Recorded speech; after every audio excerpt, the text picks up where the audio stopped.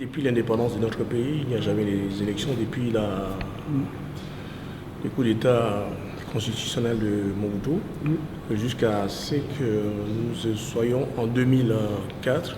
Et là, quand on a plus ou moins, il y a une semaine, c'est moi qui était venu également en Belgique pour faire une conférence de presse en disant nous allons poursuivre 12 personnalités belges. Parce qu'à l'époque, on parlait que des Congolais, mais 12 personnalités belges. Et 2 jours après, la Maison Royale indiquait que le roi n'ira pas faire des discours à Kinshasa. Et puis j'étais à l'inauguration de la première rue, Lumumba, à Charleroi, il y a 2 ans de cela. Ça, c'est juste un petit show parce que c'est dit, allez, les jeunes d'aujourd'hui doivent connaître ces livres. Oui, donc je m'identifie, tu comprends, par rapport à ça. Par contre, il peut y avoir d'autres événements où c'est l'un, soit de mes frères, c'est l'un pour Mukwege, je ne l'ai jamais rencontré. Okay. Non? Non.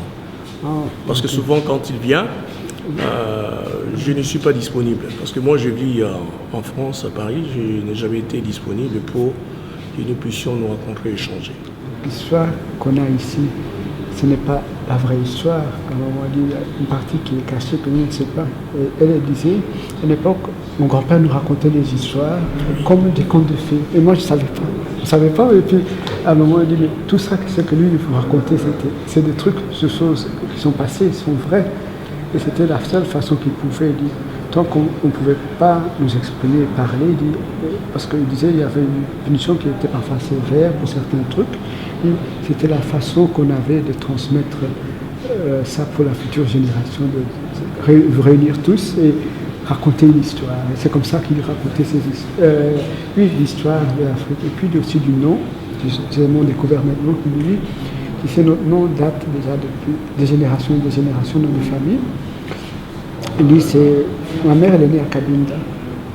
Donc de ce côté-là, elle dit le nom de famille en arabe qui signifie des Arabes et tout ça. Mais la vraie histoire également, moi-même également, je les cherche. La vraie histoire, je cherche par rapport à mon père. Parce que moi, je suis né 3 mois après la mort de mon père.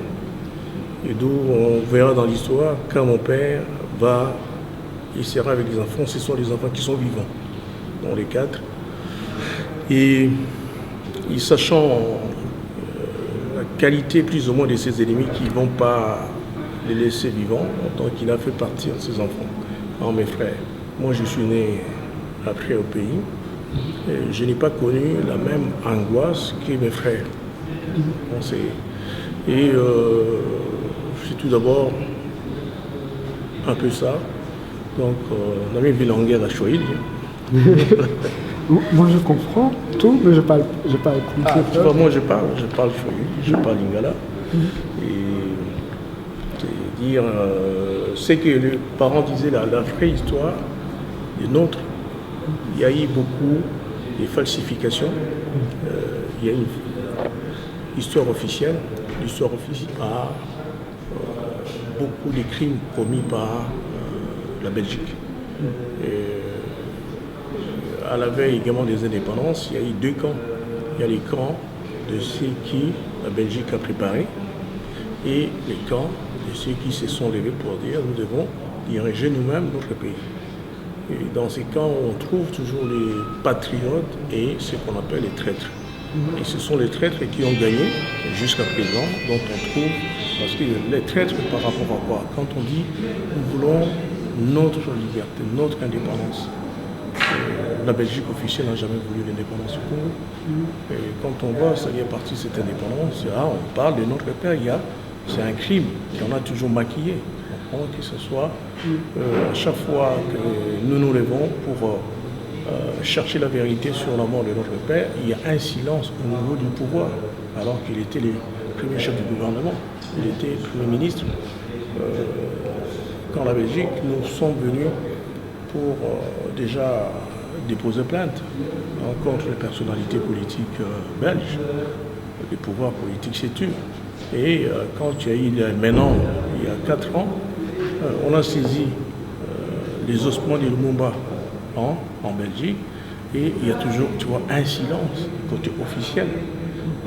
C'est là, vous voyez déjà ce qu'on appelle les mensonges. Les mensonges, c'est cette histoire, la vraie histoire, que nos parents peut-être ont subi. Dans la crainte, ils vous diront, je préfère ne pas en parler. Mais il y a une génération que nous venons, nous côtoyons les universités, les bibliothèques, les témoignages. Ils nous disent, c'est pas ce qui s'est passé. C'est contre les mêmes choses que j'ai dit. C'est notre histoire. C'est comme s'il y a un blocage. Mais les blocages, quand déjà vous êtes cités comme étant des criminels. Nous savons aujourd'hui, on nous parle que les crimes des nazis à l'égard des juifs, mais avant Hitler, il y en avait. Le roi Léopold II, ce qu'il a commis. Ce que l'Église catholique a commis, c'est pire. Mais ça, c'est sur nous. On préfère parler d'eux en disant Hitler. Hitler, c'est rien devant Léopold II. Lui, il sort, il fait la guerre tout de suite. Il est stoppé. Un peu de temps. Mais les nôtres, ça continue. Jusqu'à présent, c'est... Bon, donc, on ne veut pas en parler. Mais il y a un autre courant. On trouve également une génération de Belges qui veulent se dire nos parents n'ont pas participé avec la hiérarchie. Aucun Belge aujourd'hui, on a envoyé le roi Léopold II d'aller couper les bras, assassiner la population. Ils disent non, il faut qu'il y ait une part qu'on dise la vérité. C'est cette association qu'on trouve également les enfants qui naissent ici. Tu comprends? Les enfants des parents étrangers qui deviennent belges, qui lisent, qui disent mais nous devons aussi connaître l'histoire de nos origines. On se dit qu'est-ce qui s'est passé au Congo autre. C'est eux qui aujourd'hui, on peut dire que ce soit nous, la famille, nous aident à ce que petit à petit la vérité sort. Mais il y a toujours un blocage institutionnel. Oui, et c'est ce que l'apporte m'a dit aussi, on veut que ça sorte. Et j'ai vécu sur Flandre. Là, on dit souvent, au début, c'est un truc qui est passé plus de 100 ans. On dit, même maintenant, comment est-ce que, la question c'est pour eux, comment est-ce qu'on peut faire de sorte que c'est, allez, qu'on n'arrange pas, mais qu'on parle de ça. Comment est-ce qu'on peut donner, parce qu'on dit, on parle toujours du passé, mais nous n'emportons jamais de solution. C'est ça que les remarques. Comment ils ont pu arranger l'histoire de l'Allemagne nazie pour qu'ils n'en parlent pas, qu'ils puissent intégrer encore l'OTAN. Oui. À l'époque, c'était quoi l'Allemagne vis-à-vis de l'Europe? C'était les plus grands ennemis. Oui. Et il y a eu la guerre. Mais de cette guerre, ils sont assis, ils ont fait un procès. Mais de ceux qu'ils ont fait payer, ils n'ont jamais fait payer à l'Allemagne parce qu'il n'a pas payé en lui, tu comprends? Oui. Lui a dit, écoute, bon, ça s'arrête là. Et pour que nous puissions ne plus les revivre. Donc nous qui avons subi les affres on peut parler déjà de l'esclavagisme après la colonisation. Une nuit c'est 100 ans, c'est pas 100 ans. Oui. On peut en parler. C'est-à-dire, arrivons à un moment donné, parce que quand je parle, nous posons des faits. Moi, il y a 2 ans, je suis parti, tel que la police m'a renseigné, écrit, va à tel bureau pour faire la demande de la restitution de la reste de ton père. La police m'a dit, oui, vas-y. Donc, ils ne veulent pas que je dépose plainte. Je suis parti, j'ai déposé. Silence de la justice. Donc, eux, c'est pas 100 ans. Donc, ils ne veulent pas, ils ont cette attitude. Et cette attitude, c'est à travers des actions collectives, autres, rassembler les gens pour contraindre. Pour qu'il y ait les noms de Lumumba en Belgique, ce n'est pas la volonté également des bourgmestres, c'est également les combats de beaucoup de personnes qui se disent nous devons aussi, par rapport à l'histoire, quand on donne les noms de certains lieux à tous ceux qui ont œuvré pour l'histoire, pour l'humanité, donc ils disent on propose les noms de Lumumba. Alors c'était aussi un combat. Oui. Mais ce combat-là doit être, par exemple, il expliquait dans les écoles de l'enseignement. On ne voit pas vraiment, on voit juste une petite partie de ça, mais ce n'est pas encore enseigné. Je pense que c'est une des étapes aussi qui doit être vraiment mise sur place ici, surtout en Belgique. Je parlais la vérité à une génération qui sont là. On parlait, c'est là, j'ai été invité par une école à Saint-Josse. Ils ont fait l'exposé sur le moment, ce sont eux qui ont lu. Et quand ils ont lu, ils ont dit non, on condamne la Belgique, la volonté politique. Bon, à travers les syndicats, à travers les maires, à travers les partis politiques, pour qu'ils disent ok, ça suffit, révisons l'histoire, laissons aux historiens d'écrire. Mais quand on veut écrire l'histoire, sache que la Belgique c'est les royaumes, on ne condamne pas les rois. C'est ça, la Belgique ne condamne pas les rois. Donc le tout converge, la faute c'est lui. Alors, le jour où on condamne les rois, on doit diminuer les rois. Et si on condamne les rois, c'est la Belgique qui doit payer. Oui, parce que si on condamne cette histoire, le Congo va exiger. Qu'est-ce qu'il va exiger? De tous les mots que vous nous avez fait faire, payer 100 milliards. C'est rien la vie humaine par rapport à l'argent. Et la Belgique, nous doit-on, parce que c'est nous appauvrir en acceptant la vérité, parce que c'est vous qui commettez des crimes, vous n'allez pas dire aux autres, pardon, asseyons-nous, prions ensemble. Nous sommes les enfants victimes. Je comprends toute ma vie, ce que je subis. Ce n'est pas l'argent. Je peux exiger, oui, je veux les réparations pour les autres. Les générations qui n'ont pas bénéficié. Payer, parce que on parle payer 50 milliards. Un grand pays qui n'arrive pas avec son budget à avoir 3 milliards. Donc on part, c'est sur ces condamnations qui fait quoi? Si vous payez, ces pays se développent. Si vous payez demain, vous laissez également ces pays diriger. On va raffiner nos cuivres et coltans autres. Ici, c'est quoi? C'est la misère. Donc l'OTAN qui est la veille à quoi? Veille les intérêts des sociétés qui ont pillé. Parce que pourquoi il y a l'OTAN? Il dit faisons en sorte que nos sociétés, nous puissions toujours dominer certains États. Nous avons besoin de cuivre et ils en ont. Et nos avions, nos voitures, tout ça, on doit leur laisser. Non, ils n'ont pas laissé le peuple. Le peuple, ils se sont réunis en secret. Tout d'un coup, ils ont créé le peuple. C'est ainsi. L'argent qu'on prend d'air est aujourd'hui attribué. Le fait que nous allons nous réunir, les cafés, il n'y aura plus ces prix-là. Les cafés, ce sera les prix, un petit café comme ça, 10 euros, et qu'ils vendent ici à 1 euro. Tu comprends? Les chocolats que les enfants croient que ça pousse à monstre. Alors que ce sont les gens qui travaillent. Cette volonté, tu comprends, c'est aussi un combat. Ils savent là où nous voulons aller. Cette vérité, ils ne vont jamais l'avouer. Parce qu'ils savent déjà. Oui, ils avouent les crimes. Quand vous pouvez avouer les crimes, payez. Quand ils paient, nous allons nous appauvrir. C'est ça qu'ils disent. C'est dans le même sens que j'ai vu une peinture ici, ce qu'on dit primus. Primus. Oui, et tout ça, c'est dans cette petite période, ma mère me dit, est-ce qu'elle a un café près de Liège? Alors elle me dit, mais avec le truc, il y a les restrictions qui se passent, elle me dit, mais ma grand-mère à moi a travaillé toute sa vie pour Primus. Elle cite le nom de la personne, du directeur, et lui écrit une lettre à cette personne ou à cette famille et demande de l'aide pendant cette période.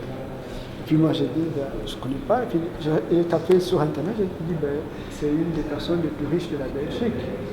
Elle a cité le nom et tout de la personne. Elle dit, oui, la personne était là pour le dernier jour de travail de ma grand-mère. Elle dit, comme petite fille, j'allais toujours avec elle. Elle dit, dans cette période, il demande à ce monsieur, il doit bien le connaître, il doit bien connaître la famille pour l'aide.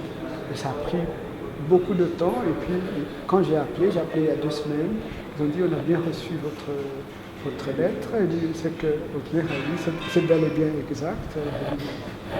Et là aussi tu as le truc que on ne sait pas toujours le truc, ça ressort chez les parents, ça ressort à des moments où par exemple, où tu l'attends pas, ils disent un truc, tu dis ça date de quand, ça vient de quelle période, pourquoi on n'a pas dit ça beaucoup plus tôt. Parce que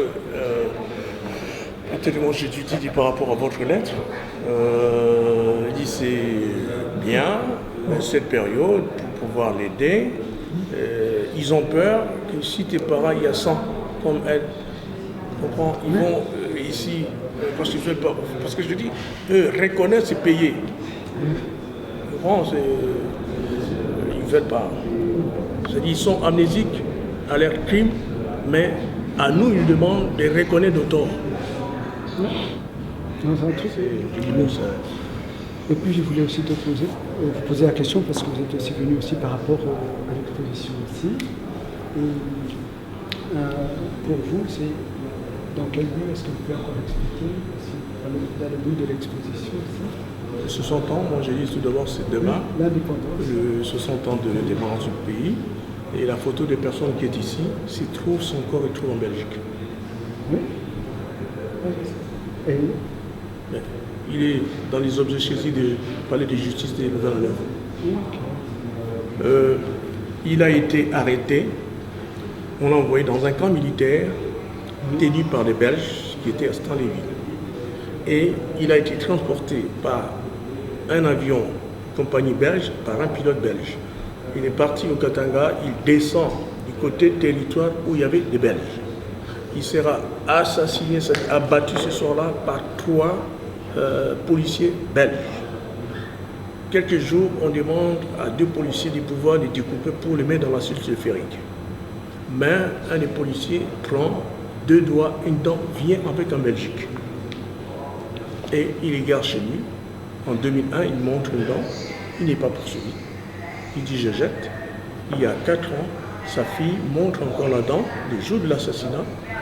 Et c'est un ami d'Ido de Witt qui dépose plainte. On est parti saisir. C'est-à-dire tu recèles les parties du corps d'une personne, la police vient chez toi, où ça se trouve, on part, on te laisse. Alors, déjà, on ne t'inquiète pas. Et c'est que ça fait partie du corps. Les mensonges qu'ils ont proférés. Donc je dis, dès 60 ans, il y a sa photo ici, il se trouve en Belgique. Et pour moi, je suis venu demander qu'on nous restitue. C'est parti pour que nous puissions faire notre deuil, enterrer, pour que nous puissions avoir un seul. Vous ne savez pas que nous, on nous racontait l'histoire de Munda et vous arrêtez, on dit son corps a disparu. C'était ça? Non, ça n'est pas disparu, c'est là, c'est officiel. Au commissariat à la Grande Place, je viens, je dis c'est pour déposer plainte. Pourquoi? Parce que c'est recel de partie du corps. J'écris mon nom, j'écris le nom de mon père, j'écris la fille de 7. Et la police sont partis, ils ont tapé dans leur fichier tout d'abord, parce que c'est une affaire, ils tapent. Et la femme est venue, elle dit, monsieur Lumumba, c'est nous qui avons tué votre père. C'est nous, la Belgique, qui avons tué votre père. Elle m'a dit, c'est un crime contre l'humanité, je vous donne des adresses. Vous allez au palais de justice de Bruxelles ou le palais de justice de Nouvelle-Orléans. Vous écrivez. Qu'est-ce que ça fait avec vous à ce moment d'entendre ces paroles? Et je le sais, déjà quand je le trouve au niveau de la presse, autre, on écrit, les policiers ont saisi, ce n'est pas eux mais des coups, mais la police, au lieu de dire, monsieur dit, c'est nous qui l'avons tué, c'est nous qui avons tué votre père. C'est une femme, la police qui me dit, c'est nous qui avons tué votre père. Donc il est belge, oui. Elle sait, c'est officiel, parce qu'on a détenu, on a plus ou moins pu prendre des ossements auprès de la fille d'un capitaine de police. Et le capitaine de police, quand il a montré là-dedans, il n'a jamais été inquiété. Sa fille n'a pas été inquiétée. On est seulement parti prendre, saisir. Ben nous, tous ces mensonges, comme vous le dites, on l'a fait disparaître. On les retrouve en Belgique. Donc les 60 ans, pour moi, représentent également qu'il est droit, par respect pour nous, ces enfants, respect de beaucoup des Africains et tous ceux qui ont été victimes des injustices de l'esclavagisme et de la colonisation, on a droit à ce que la Belgique nous restitue. Parce que ce soit parlé de justice, c'est la Belgique. C'est officiel. Hein? Donc les rois, je demande aux rois, c'est un de ses ancêtres qui était mon père, ce sont un des policiers qui sert son royaume, donc au roi belge, de restituer le corps de mon père. J'espère qu'enfin ils vont pouvoir. Et ils ne veulent pas, on a bien dit, ils ne veulent pas les reconnaître. Oui. Tu comprends, ils passent par tout. Donc, pour moi, c'est l'événement, c'est-à-dire c'est les 60 ans, c'est les 60 ans tout d'abord, du malheur. Je pense que c'est une souffrance. Oui. C'est ça, c'est vraiment une souffrance par rapport à ça. Parce que si on regarde également la situation de ce pays, c'est une tragédie humaine. Quand on montre ce qui se passe chez nous, et ce n'est pas la faute aux Congolais. Parce qu'ils ont choisi Mobutu. Ils ont payé Mobutu. Ils l'ont laissé Mobutu. Ils ont payé Kabila. Et c'est ça que je pour venir au pouvoir. Et quand je vois, parce que quand je vois par exemple des photos de famille, c'est ça comme dit quand Mobutu est venu au pouvoir, lui, mon grand-père, ce qu'il faisait aux filles, parce qu'il allait dans le village, parfois sélectionner une des filles qu'il voulait avoir. Donc ce que mon grand-père faisait, quand il savait, toutes les filles, il rasait la tête à l'époque. Il devait tout faire pour le garder en sécurité.